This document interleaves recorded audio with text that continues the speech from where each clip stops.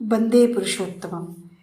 एक बार बड़ी नाट मंडप पे श्री पितृदेव ने इष्ट वृद्धि के प्रसंग में कर्मीगण चर्चा कर रहे थे। तो श्री पितृदेव कह रहे हैं, इष्ट वृद्धि भेजने के संबंध में एक नया द्वंद्व या उपस्थित हुआ है। इष्ट वृद्धि को 30वां दिन या 1 महीना पूरा होने पर भेजना है, पूछ रहे हैं भक्तगण। जैसे किसी ने माह के 7 तारीख को दीक्षा ली है और वह पुनः दूसरे माह के 7 तारीख को भेजेगा, ये क्या 30 दिन हो जाएगा?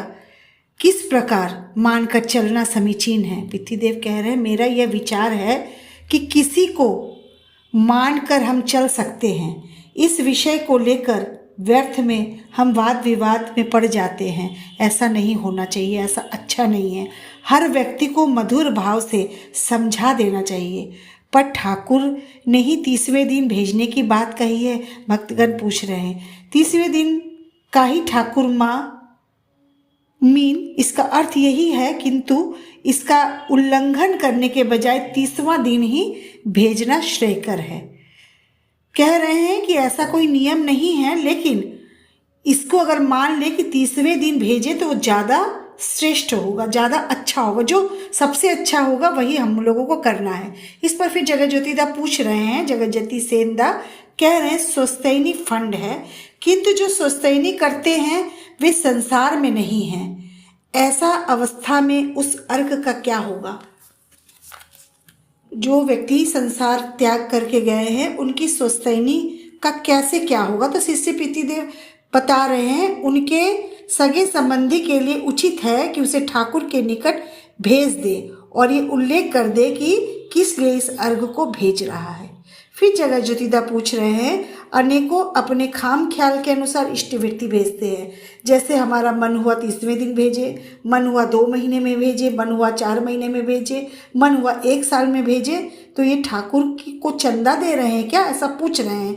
जगत ज्योतिदा ने प्रश्न किया। श्री पितृदेव उसके उत्तर में यही कह रहे हैं, अनुराग सहित नियम निष्ठ होकर करना चाहिए इष्टवृत्ति। विच्युति, विभ्रांति एवं विपरीत भाव कभी अच्छा नहीं होता। फिर प्रश्न आया एक, हम किस समय इष्टवृत्ति करेंगे? श्री पितृदेव बोल रहे हैं, प्रत्युष में करेंगे, माने उषा काल में करेंगे। ये ठाकुर की ही कही बात है, इसको पितृदेव यहाँ उल्लेख कर रहे हैं। यदि कोई 7 या 8 बजे उठता है और इष्टवृत्ति करता है तो यह नियम का सही रूप में पालन नहीं करता है, क्योंकि उस समय तो प्रत्युष नहीं रहता, उषा काल नहीं रहता, सुबह नहीं रहता। पर यह एक पॉइंट है।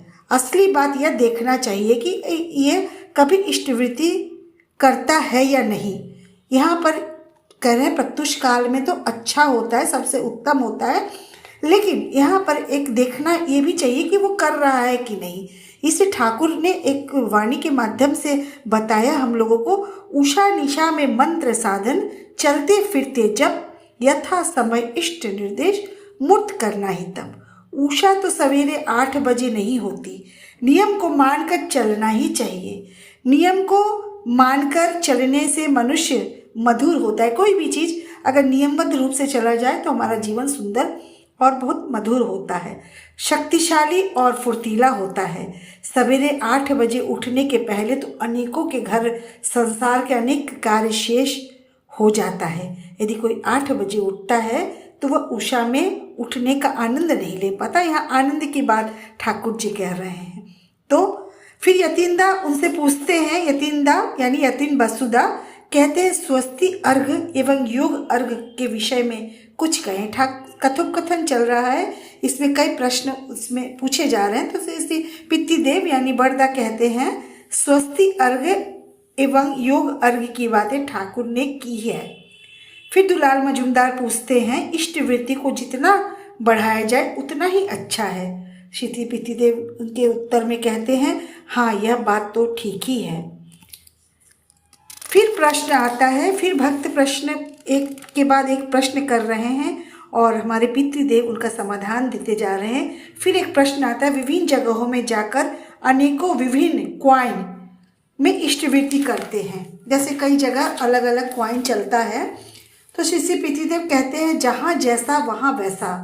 बाहर में यानी विदेशों में रखने के लिए निर्देश है, प्रश्न उठता है, बांग्लादेश को इष्टवृत्ति को क्या करूँगा, बांग्लादेश की इष्टवृत्ति का क्या करूँगा, लोग पूछते हैं। सीसी पीती देव, जब तक हिमायतपुर में हम कुछ कर नहीं पा रहे हैं तब तक पाकुटिया सत्संग केंद्र में जमा करने की बात ठाकुर ने की है। पाकुटिया केंद्र बांग्लादेश में एक केंद्र है, सत्संग केंद्र है, जहां ठाकुर ने बांग्लादेश वासियों को कहा है कि आप वहां जाके इष्टवृत्ति करिए। तो हमारे बड़दा यानी आचार्य देव, जो प्रधान आचार्य देव थे, उन्होंने इष्टवृत्ति के संबंध में इतने सुंदर से प्रश्नों का उत्तर दिया।